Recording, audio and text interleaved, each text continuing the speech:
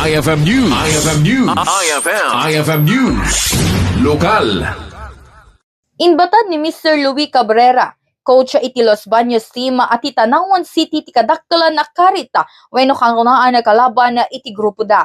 Kinunana, naigeta pa nagsanay tinagdalanan dagiti atleta ken mangnamnamada makaiyawid iti medalya kadaytoy Little League Philippines 2026. So far, okay naman yung experience namin. Medyo iwahiwalay lang kasi yung venue, yung 16 under yung seniors.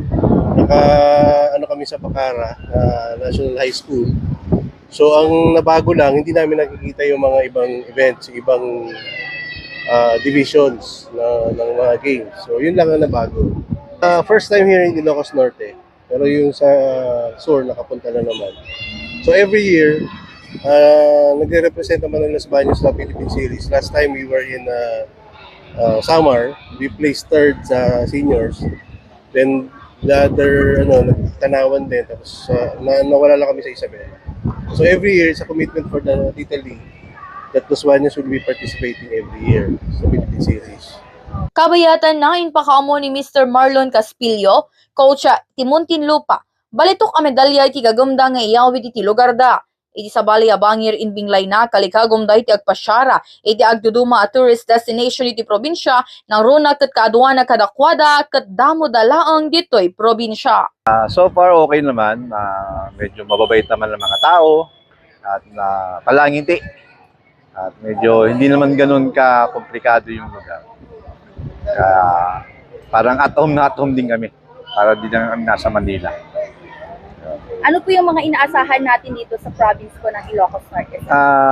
Isa dyan is yung explore namin yung city. Kasi kalimitan yung mga kasama namin, mga first timer.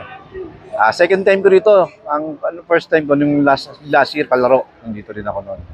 Kaya gusto ko rin makita ng mga bata na yung klima at yung hospitality ng City of Law. Okay, sir, mapunta naman po tayo sa preparation natin for Little League Philippines po, sir.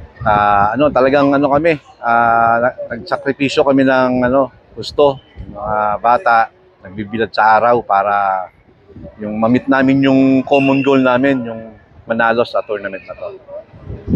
Last year po, sir, talagang nasa ranking po tayo, top? Last year naman, although hindi kami nag-entry sa kaya sabi namin this year dapat at least maka-place kami ng podium finish para sa mga bata. May naigiti raytoy segon karay ti atleta iti Muntinlupa, upat karaytoy kat nakipagpaset iti palarong pambansa, iti napalaba sa tawon ngam sa andangay bilang nga advantahe daraytoy, when advantage daraytoy, no pay kampiyon da iti palarong pambansa, iti kalabes. Mahal yung yung buhay po namin. Dahil po sa mga magulang namin. Ilang taon nung sumali kayo sa baseball? Pandemic. Pandemic. 7 pa po ako nun. 7. Ilang taon? 12. So 5 years ka nang naglalaro. Ano yung naibigay ng baseball sa'yo ngayon? Ano po? Mga medal trophy po. Natutunan mo bang maging madisiplinang atleta dahil sa baseball? Opo. May scholarship kayo? Opo. Sa YASTO po. Yasto po. May mga allowance, tuition fee, gano'n. Opo. Okay. So anong masasabi nyo ngayon sa laban nyo ngayon? Sana po manalo kami. And good luck din po sa kalaban namin. Ay, wow! Kayo din ba, may mga team, may mga member kayo na nagsumali sa palaro? Opo. Ilan kayo? Apat lang po kami. Apat. So masasabi nyo ba na ito'y advantage sa inyo? Hindi po. Wala pong advantage na ganun. May palagip pa pormal na naglukat ti Little League Philippines si Calma na Abril 17 ti Ferdinand Edralin Marcos Stadium dito'y syudad ti Lawaga.